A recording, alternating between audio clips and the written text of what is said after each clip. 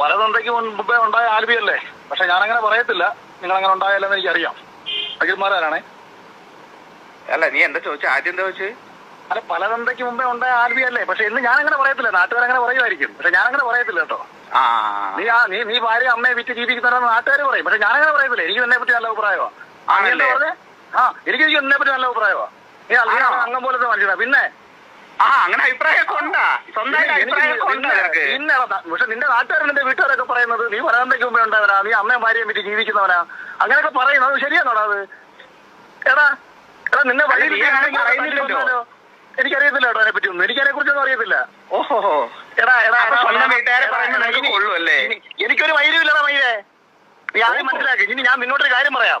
അപ്പൊ നിങ്ങളെല്ലാരും കുറച്ച് ഭാഗം കേട്ടില്ല. അഖിൽമാരാർ തുടങ്ങിയിട്ടുള്ളൂ കേട്ടോ പൂര. ഇനിയാണ് പൂരപ്പറമ്പ് ആക്കണം. ശരിക്ക് എന്താ പറയാ, ചെറിയ കുട്ടികളൊന്നും ഈ വീഡിയോ കാണരുത് കേട്ടോ എന്നൊരു റിക്വസ്റ്റ് ഉണ്ട്. വേറെ ഒന്നും ഉണ്ടായിട്ടില്ല. അഖിൽമാരാർ ഇത്രത്തോളം പൊട്ടിത്തെറിക്കണമെങ്കിൽ എന്തുകൊണ്ടാണ് അഖിൽമാരാർ ഇത്ര പൊട്ടിത്തെറിച്ചത്? ഞാൻ എന്റെ ജീവിതത്തിൽ അഖിൽമാരാറിനെ കുറച്ചു കാലങ്ങളായിട്ട് നമ്മൾ ഫോക്കസ് ചെയ്യുന്നതാണ്. പക്ഷെ ഇത്രയും ഒരു പച്ചത്തെറി അഖിൽമാരാർ പറയുന്നത് ഞാൻ ആദ്യമായിട്ടാണ് കേൾക്കുന്നത്. ഇത് പറയാനുള്ള കാരണമുണ്ട്. ബിഗ് ബോസുമായി ബന്ധപ്പെട്ടിട്ടുള്ള ഒരു വിഷയം തന്നെയാണ്. നമുക്കതിലും ബാക്കി കാര്യത്തിലേക്ക് കടക്കാം. എന്താണ് പറയുന്നത് എന്നുള്ളത് നിങ്ങൾ കൃത്യമായി കേൾക്കുക. രണ്ട് കൂട്ടരുത് നിങ്ങൾ കേൾക്കണം കേട്ടോ. എന്നിട്ട് നിങ്ങളുടെ അഭിപ്രായം പറയാം. അത് നമുക്ക് അഖിൽമാരാർ തുടങ്ങി വെക്കുന്ന വെടിക്കെട്ട് എന്ന് കേൾക്കാം. ഇനി ഞാൻ നിന്നോട്ടൊരു കാര്യം പറയാം. ഞാൻ പറഞ്ഞ നീ കേട്ടോ. ഇനി ഞാൻ ലൈവിൽ എന്താ പറഞ്ഞ നീ കേട്ടോ? ഇല്ലടാ, ഞാൻ കേൾക്കാറില്ല. കാരണം എനിക്ക് ഇമാരി ആൾക്കാർ പറയുന്നത് കേൾക്കേണ്ട ആവശ്യം എനിക്കില്ല. അന്നേരം നീ വല്ലടത്ത് കിടക്കുന്ന വലിക്ക് വിളിയേക്കാൻ പറയുന്നത് കേൾക്കണം. നീ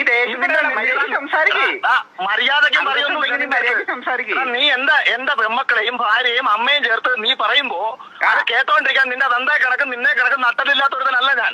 നീ ഇരിക്കുന്ന നിന്റെ വീട്ടിൽ വന്ന് നിന്റെ ചെവുക്കല്ല് അടിച്ചു പറിച്ചിട്ട് അതിന്റെ വീഡിയോ എടുത്ത് ഈ കൊലയാളി പോലെ ചെവുക്കല്ല് ഞാൻ അടിച്ചു പറിച്ചിട്ടുണ്ടെന്ന് പറഞ്ഞിട്ട് ഞാൻ വീഡിയോ ഇടുന്നവർ ഞാൻ മനസ്സിലാക്കരുത്. നീ സ്വഭാവമല്ല. നീ മിണ്ടായില്ല. പറയുന്നവരോട് കേൾക്കാം. ആദ്യം നീ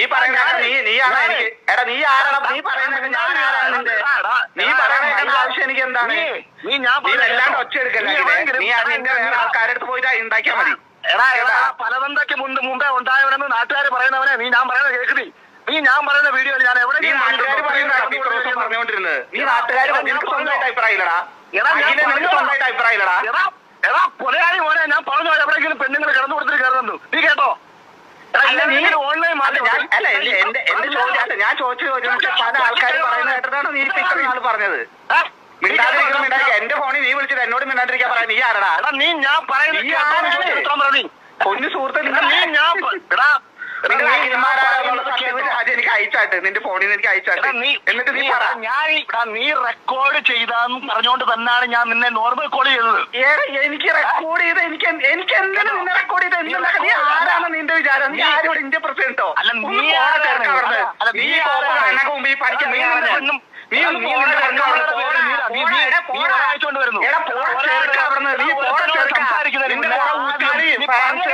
കുറെ ഊച്ചാലി ഫാൻസുകാര് നിന്നെ പൊക്കി അടക്കുന്ന ആൾക്കാര് നിന്നെ വിളിക്കണ്ടാവും. എനിക്ക് നീ ഒരു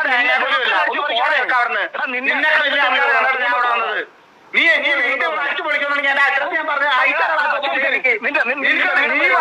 അതേടാ, ഞാൻ പലാന്തയ്ക്ക് ഉണ്ടായ ആളാന്ന് നീ പറഞ്ഞല്ലോ. നിനക്ക് ധൈര്യം ഉണ്ടെങ്കിൽ ഞാൻ എന്റെ അഡ്രസ് അയച്ചാൽ നിനക്ക് ഒരു നട്ടലുണ്ടെങ്കിൽ നീ എന്റെ വീട്ടിലേക്ക് വാ. നീ നട്ടലുണ്ടെങ്കിൽ എന്റെ വീട്ടിലേക്ക് വാ. എന്റെ അഡ്രസ് തിരുവനന്തപുരത്ത് പേരൂർക്കട വന്നിട്ട് നീ വിളിച്ചാൽ മതി. ഞാൻ അഡ്രസ് പറഞ്ഞുതരാം. അരമണിക്കൂർ നീ ലൊക്കേഷൻ നീ എനിക്ക് ലൊക്കേഷൻ അയക്കും. നീ പേരൂർക്കട വന്ന് വിളിക്കടാ. നീ ചെറുക്ക അവിടുന്ന് നീ തരത്തിന് പോയി കളിക്കടാ. നീ തരത്തിന് പോയി കളി. നീ തരത്തിന് പോയി കളിക്ക്. നിനക്ക് സോഷ്യൽ മീഡിയയിൽ കുറെ ഊച്ചാളികളുണ്ട്. അവരുടെ പോയി കളി. നീ എന്റെ അടുത്ത് വരല്ലേ? പേരുകൾ പോടാ ചെറുക്ക അവിടുന്ന്. പോടാ പോയി തരത്തിന് കളി കേട്ടോ. ഞാൻ തിരുവനന്തപുരത്തുണ്ട്, അതുകൊണ്ടാ പറഞ്ഞ അങ്ങോട്ട് വരാന്ന്. ഈ തിരുവനന്തപുരത്ത് തൃശ്ശൂർ എവിടെയാണ്? എനിക്ക്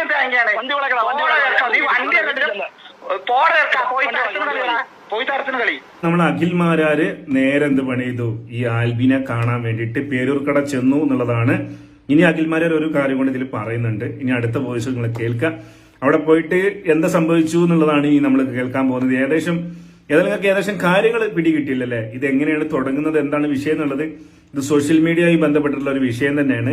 ആൽബിനൊരു ഇന്റർവ്യൂ കൊടുത്തതുമായി ബന്ധപ്പെട്ടുള്ള കാര്യങ്ങളാണ്. ആ ഒരു ദേശത്തിലെ പുള്ളിക്കാരനെ വിളിച്ച് ആട്ടിയതാണ്. നല്ല രീതിയിൽ തെറി ഒക്കെ കുറച്ചാശം കേട്ടു നിങ്ങളെല്ലാവരും. ഇനി നേരെ അഖിൽമാരാർ പേരൂർക്കാട് എത്തുന്നുണ്ട്. അവിടെ നിന്ന് ഉള്ള ഒരു വോയിസ് ആണ് നമ്മൾ ഇനി കേൾക്കാൻ പോകുന്നത്.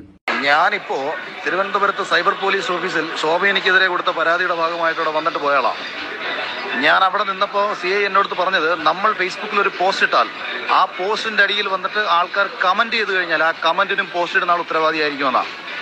നീ ഇപ്പൊ ഈ ചാനലിൽ നടത്തിയ വിവരക്കേടുണ്ടല്ലോ, എന്റെ ഭാര്യയും എന്റെ 2 പെൺമക്കളെയും അമ്മയും ചേർത്ത് പറഞ്ഞൊരു കാര്യം, ഇതിനെതിരെ എന്റെ പെൺകുട്ടികളെ പറഞ്ഞെന്ന് പറഞ്ഞാൽ നിനക്കെതിരെ പോക്സോ കേസ് വരെ ഫയൽ ചെയ്യാനുള്ള നിയമമുണ്ടെന്ന കാര്യങ്ങൾ സംസാരിച്ചിട്ടാണ് ഞാൻ നിന്നെ വിളിച്ച് നല്ല തെറിയാൻ വിളിച്ചത്.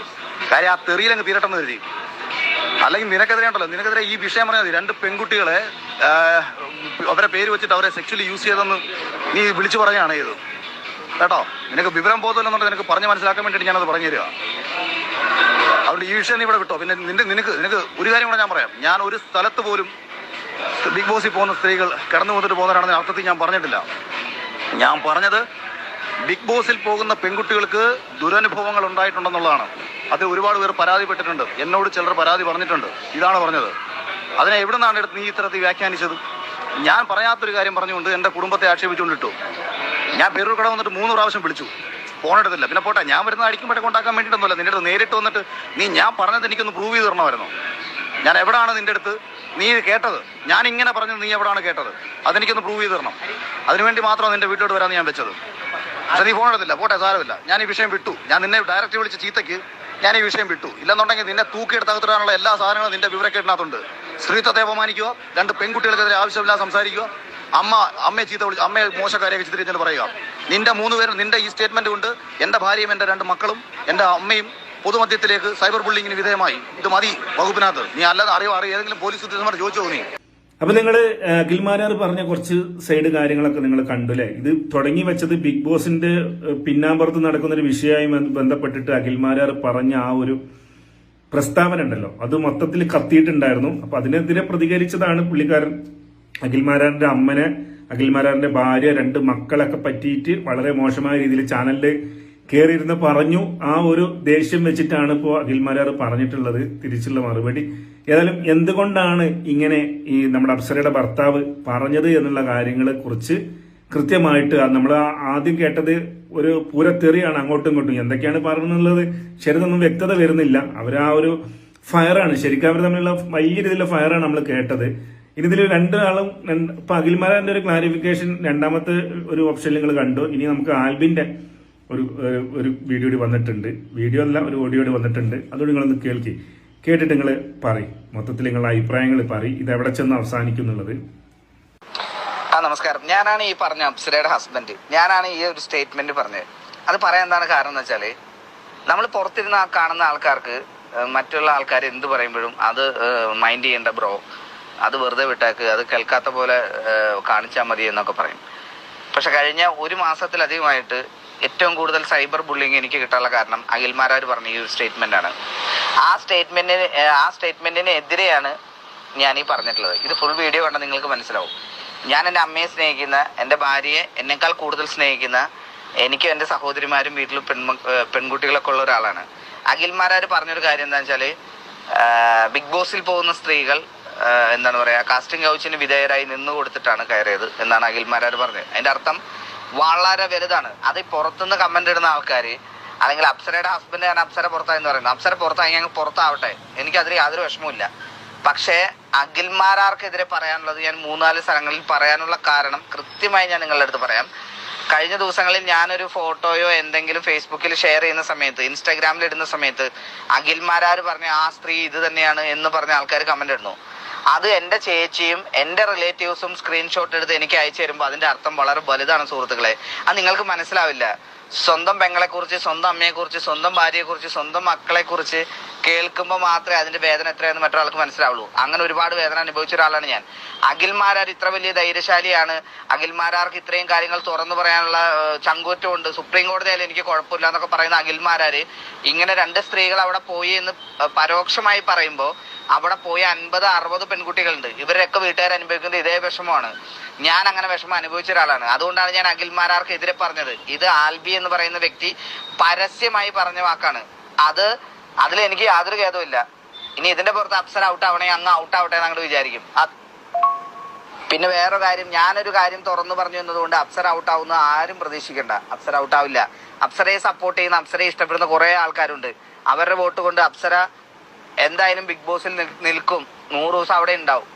നമ്മളെ കൊണ്ട് നമ്മൾ ചെയ്യാവുന്ന വോട്ട് മാത്രം ചെയ്താൽ മതി. പിന്നെ അഖിൽമാരാര് അങ്ങനെ പറഞ്ഞതുകൊണ്ട് നമുക്ക് പുറത്തുള്ള ആൾക്കാർക്ക് ഇപ്പൊ എന്താണ് പറയാ, നമ്മൾ അറിയുന്ന വേറൊരാളുടെ അമ്മേനെയോ ഭാര്യയോ ഒരാള് പുറത്ത് സ്ത്രീകളെ കുറിച്ച് പറയാൻ പറ്റാത്ത വാക്കുകൾ, കാസ്റ്റിംഗ് കൗച്ച് എന്ന് പറയുന്ന വാക്കിന്റെ അർത്ഥത്തെ കുറിച്ച് എല്ലാവർക്കും അറിയാമെന്ന് വിചാരിക്കുന്നു. ഇയാൾ അങ്ങനെ പറഞ്ഞപ്പോ എന്റെ ഭാര്യയും അങ്ങനെയാണ് എന്നുള്ള തരത്തിൽ എത്രയോ ഓൺലൈൻ ന്യൂസുകൾ വന്നു. ഇവിടുത്തെ മലയാളം ഓൺലൈൻ പോർട്ടലുകളായിട്ടുള്ള ഏറ്റവും ടോപ്പ് പോർട്ടലുകളായിട്ടുള്ള പല ഓൺലൈൻ ന്യൂസ് പോർട്ടലുകളിലും അപ്സര, ശരണ്യ, ശ്രീതു തുടങ്ങിയ പെൺകുട്ടികളാണ് അഖിൽമാരാര് പറയുന്നത് പോലെ എന്നുള്ള തരത്തിൽ ഓൺലൈൻ വാർത്തകൾ ഇവരെ ഫോട്ടോ വെച്ച് വന്നു.